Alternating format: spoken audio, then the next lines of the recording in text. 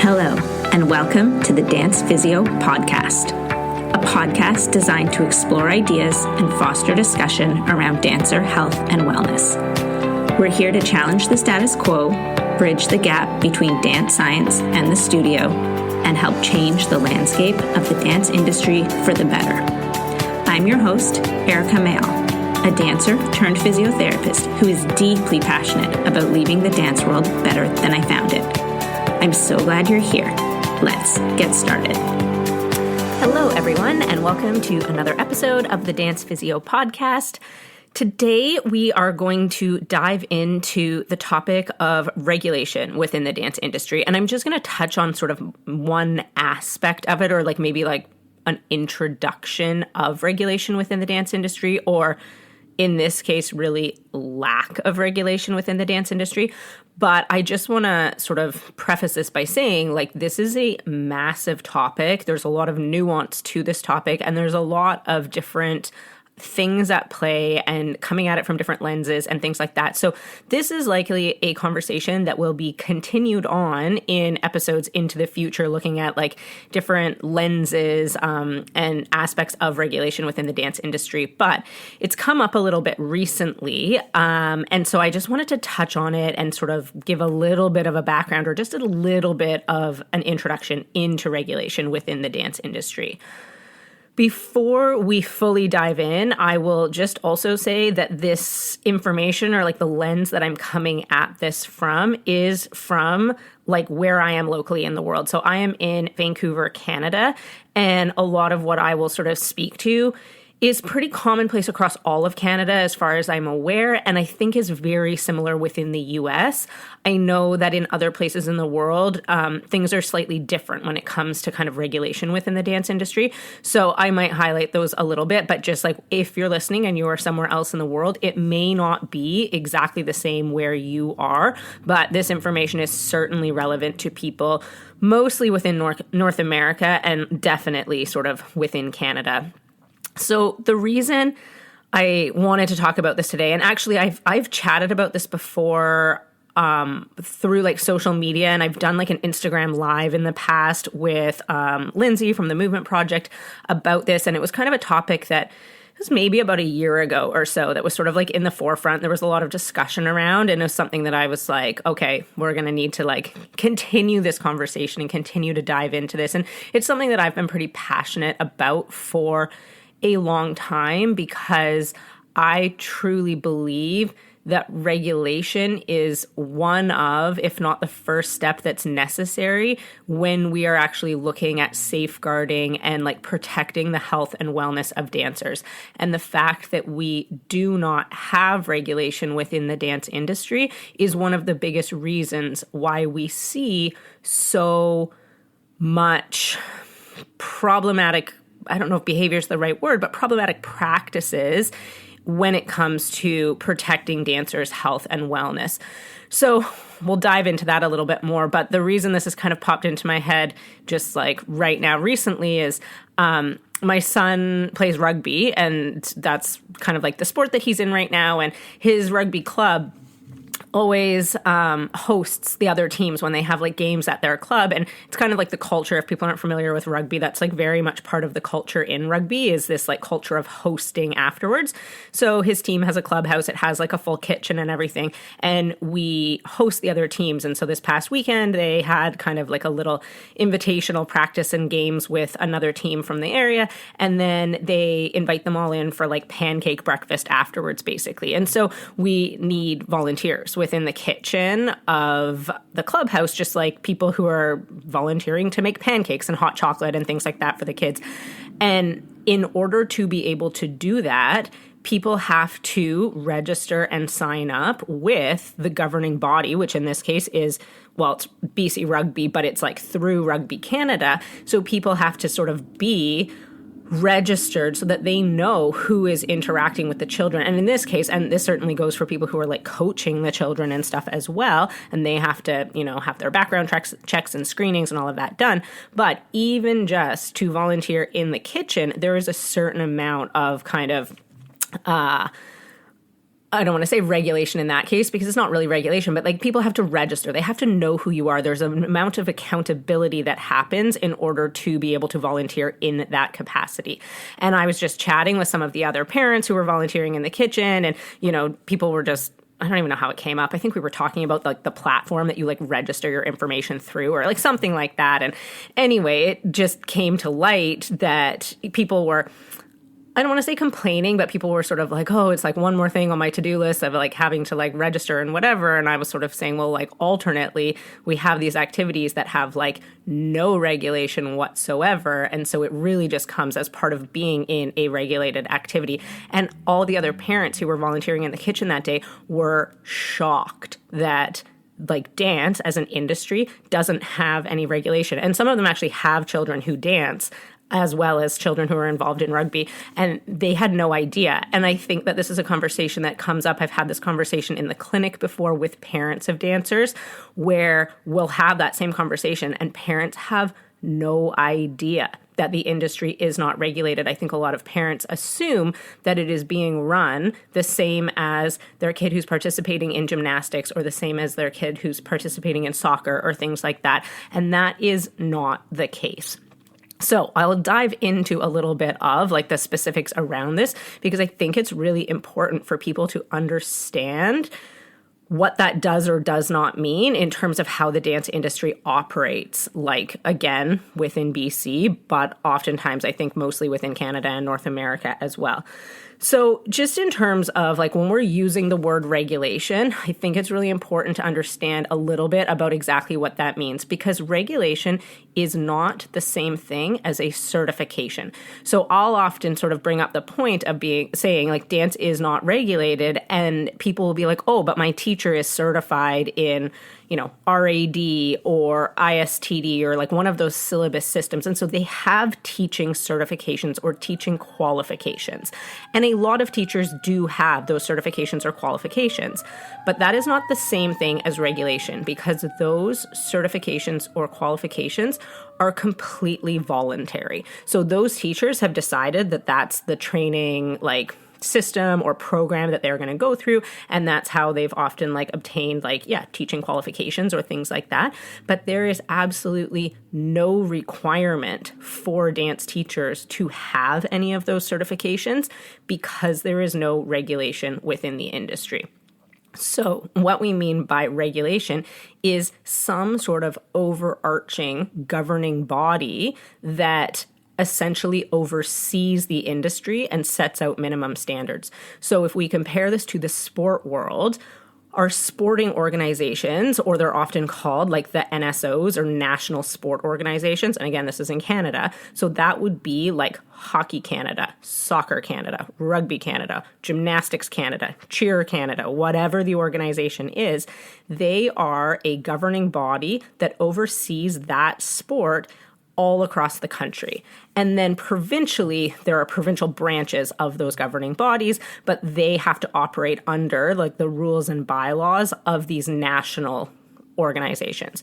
Now, I will say that I know that there are huge issues within some of our NSOs in the country. And if anybody follows sport, and there's been a lot of media around, especially Hockey Canada, there's been media about Soccer Canada. So I know our NSOs are not perfect. And there's definitely been systemic issues that have been happening within those NSOs.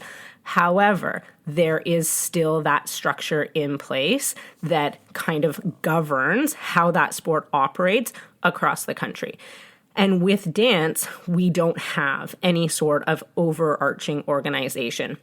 So there is no requirement for a dance studio or a dance teacher to be accountable to anyone else. And the vast majority of dance programs that are being delivered across the country are happening in a private business setting. So most dance studios are operated as a private business.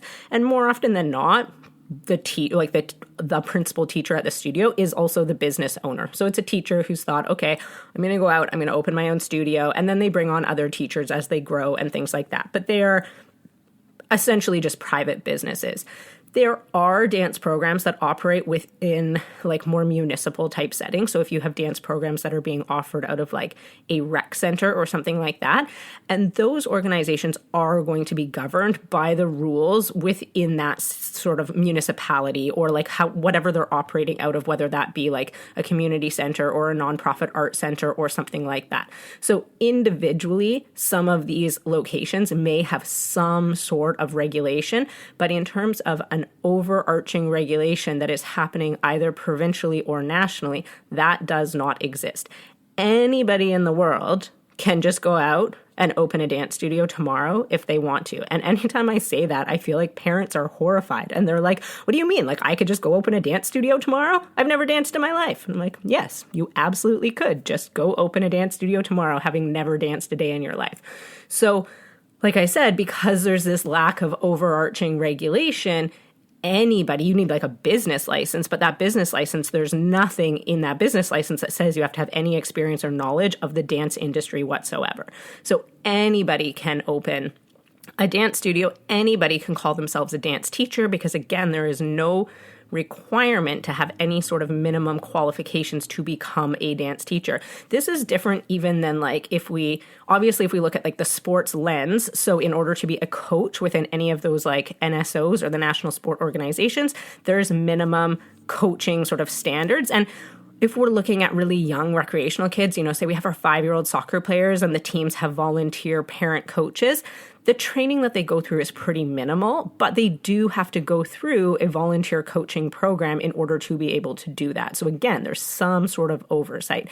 As they go up through the levels or through the ranks, then you're looking at like actually having qualified coaches. And in some cases, there's like international qualification. So if we look at like soccer, so because we have FIFA as like an international overarching organization, you can have these like coaching licenses that are then recognized internationally. So the like I think, not a soccer player, but I'm pretty sure the A license is like the highest level of professional like coaching license that you can get. Anyway, doesn't matter. But there are those sort of qualifications. If we step away from the sports lens, because people will say dance is not sport, and okay, we can make that argument. But even if we then look to something that's like sort of similar to some degree and look more into like the fitness lens, they also, again, it depends a little bit on the setting, but have some sort of regulations often. They don't always have the same amount of regulation. So again, this depends a little bit on jurisdiction because they're similar to dance in that they don't have like national or overarching regulations. But in BC, for instance, like where we are, to be a group fitness instructor, generally you have to have this like minimum qualification that's offered through an organization that's called BCRPA. Anyway, organization doesn't matter. And most places will require fitness instructors to have that certification. Again, because a lot of fitness is being delivered in a private business setting, there's a little bit of like a gray area in there. But for the most part, those certifications are sort of required. And that is different than the dance world where I actually don't know what the percentages are, and it would be really interesting to like do a survey and find out, but I would not be surprised if easily 50% of teachers teaching within the dance industry do not have any sort of formal certification or qualification, because in dance, traditionally, people will have a career in dance, like grow up through dance, train in dance themselves, maybe go off and dance professionally, and then they'll just become teachers. And so their teaching background and their teaching knowledge is just based on their own personal experience. Now, again, some of those teachers will go out and do a certification or a qualification, and some of them will not. And I'm not saying that the teachers who don't have any sort of certifications are like less good teachers, because there are some absolutely incredible teachers out there who maybe don't have a formal certification, but this in itself, just like if we look at the industry as a whole, is problematic to me because of this lack of regulation. So it's not so much the lack of certification of teachers, it's the lack of regulation and like it just being sort of like the wild, wild west where anybody can be like, I'm a dance teacher, come dance at my dance studio. And all of us are like, oh, okay, well, they must be a legitimate business because they're advertising themselves as a dance studio. So when we look at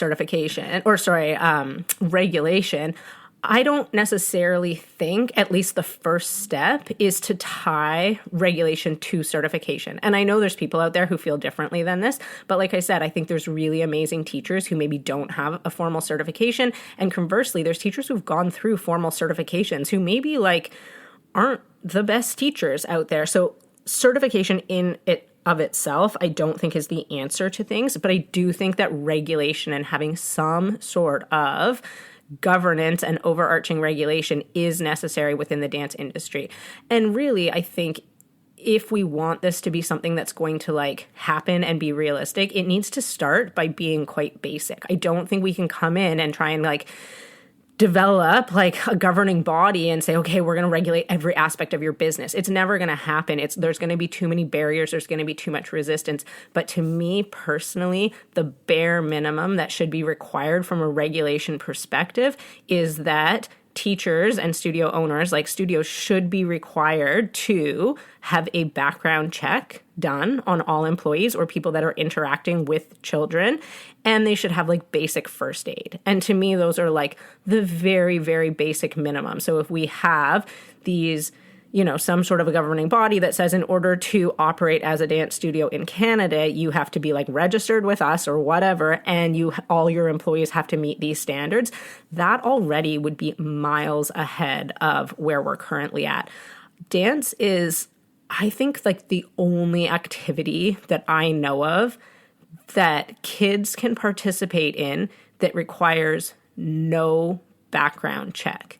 And again, like any other sport that a kid's participating in, even if it's like volunteer run with volunteer parent coaches and things like that, there have been background checks done on those people if there is a governing body.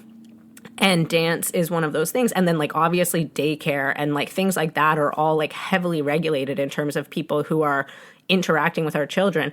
And dance is completely unregulated. Like there is no requirement for that. And that is not to say that individual businesses do not require that, because I know that a lot of dance studios do require that of their employees, but it is completely up to the individual business. So it is not a requirement of like anywhere else. There's no requirement of that in order to operate your business, but a lot of business owners or studio owners in this case will require that of their staff, and a lot of them do require basic first aid, and a lot of studios will choose to require more than those like bare minimum. So they'll have, like require some sort of teaching certifications for their teachers, or they'll have some sort of like continuing education going on. And so like individual studios are doing a good job of this potentially, but then there's also studios that are not doing a good job of this. And there's just so much opportunity for people to be exploiting children in these settings when there's like absolutely nothing in place in terms of like safeguarding and regulation in through there. So really, I think the point of this podcast, is to like raise awareness of the fact that this is unregulated, because especially if you are a parent, and it's often parents that I find are completely unaware of this fact. People within the dance industry know this. Teachers know that like anybody can call themselves a dance teacher or whatever, but parents do not know this. And parents are the ones who are registering their kids in these activities. And I think it's really, really, really important for parents to understand this fact, because in the dance industry, and there's debate about this, there's people who are pro-regulation, and then there's people who are kind of anti-regulation because they think it's going to like, infringe on their rights or whatever. But those people, their argument for it is sometimes like, oh, it's just like up to the parents to do their due diligence and make sure that they're sending their kid to a studio that, is like doing some of this like basic safeguarding stuff. But if parents don't know that is their responsibility because they don't know that the industry is unregulated, it is unrealistic to expect them to be doing their due diligence. So again, like you can register your kid in swimming lessons or soccer or whatever, and you just know that there is a minimum level of safeguarding that's happened in those activities because of the regulation in those industries. And that is not the same in dance. So in order for parents to do their own due diligence, they need to be aware of this. So I think this podcast episode. Like I said, there's so much nuance to regulation within the dance industry, but I really just wanted to like kind of dive into it a tiny bit and make people aware of the reality. And I think that if you are looking at registering your kid in dance, or even if your kid is already, or your dancer, maybe they're not even a kid, but if your dancer is already registered in dance, I don't think it's a bad idea to ask the studio what their policies are. And certainly if you're like looking to switch studios or you're looking to enroll your kid in dance for the first time, I think that parents really should be asking at a minimum, what are the requirements? Like, what requirements do you have of your teachers? Do you background check all of your employees at the studio? Do you require them to have basic first aid? Do you require them to have mental health first aid? I know some studios that like that is one of the requirements for their teachers, and they do like staff training on those types of things. So again, I don't think that it's up to us to police exactly how these people like run their businesses at this point in time. But I do think parents should be asking the minimum questions. And then I think you can also ask the question of like, what certifications or qualifications do your teachers have? And again, those certifications are not the be all and end all, but if all of the staff has, you know, some amount of certifications and things like that, you may feel slightly more comfortable sending your dancer to a studio like that than a studio where maybe nobody has any background check, any qualification certifications, like things like that. So they're just basic questions that I think parents absolutely have the right to be asking of the studio to know like what the studio's policy is when it comes to things like that, and just for their own sort of peace of mind and to know like where they're sending their dancers. And especially if we have dancers where like they're there, you know, 15, 20 hours a week, that's a lot of time for these dancers to be in an environment that we potentially maybe don't know a whole lot about. And so like these bare minimum questions, I think, are really important for parents to ask, just knowing that there's no other like safety net in the dance industry that is ensuring these minimum standards. It is completely up to the individual business to set whatever their minimum standards are. And I guess depending on who's listening to this podcast, if you are a studio owner and you haven't thought about this before and potentially haven't like put in place a studio policy, and I think this is common when people start and maybe they started and they were the only teacher at the studio, and then as they've slowly grown, they've added like a teacher here and a teacher there. And so they didn't start out with 20 teachers on their like staff. And so they haven't had these kind of company policies in place. This is maybe a really good time to look at like, what are your policies as a business? What are you requiring from your teachers to make sure that you are providing a safe service to the dancers that you are teaching in your studio every day? So just some food for thought. And like I said, I think more just to raise awareness about this topic, because I'm always surprised when I have conversations with people and they have no idea about the lack of regulation in the dance industry. And I shouldn't be surprised, but I always am, because I think there's just like this inherent assumption that the dance industry is the same as other sports and activities that our kids participate in. And, you know, a lot of people think, oh, it's the same as gymnastics, it's the same as cheer, it's the same as those types of activities, but it is not, because those activities are regulated by a governing body. And I will say, cheer's only recently regulated by a national, like an NSO, a national governing body. It's not something that's been around for a really long time. I can't remember what year, but only within the last few years. So it's not as if it's not possible for dance to get there, because if we look at things like cheer, for instance, they've only recently introduced an NSO. And so I think it's something that is realistic for dance to kind of go down that route, but, you know, it's going to take time and it's not going to happen all at once. And like I said, I think really it starts out with just being like the bare minimum in terms of really just requiring background checks and things like that. In an ideal world, it would be amazing if we got to the point where there was minimum standards for teachers, where they had to undergo a certain amount of training in different areas and really understand like child development and like topics like that. But right now, that's like probably too ambitious. And I do think just the bare minimum of making sure that we are regulating those businesses at a very basic level in terms of background checks and things like that would be really a lot more than what is currently happening right now. So I will wrap things up there. Like I said, I think the point of today's podcast really was just to raise awareness of this topic. Especially if you're a dance parent and you have other dance parent friends, but even if you're a teacher or a studio owner or whoever you are, and you think that there are people out there who maybe are not aware of the fact that there is not regulation within the dance industry, I would love it if you shared this podcast episode with them, because I think the more that we can just make people aware of this fact so that people know that it is up to them and their responsibility to do their own kind of background checking and due diligence and all of that type of thing, I think that will really at least be a trend in the right direction. So I would love it if you would share today's podcast episode.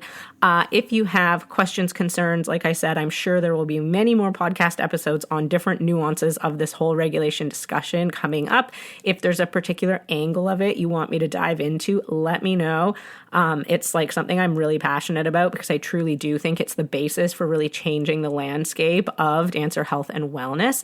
So I would love for you to reach out. You can reach me on social media at Dance Physio Erika, or you can email me. My email is in the show notes. And once again, thank you so much for being here. I really appreciate your support, and I hope you have a great rest of your day.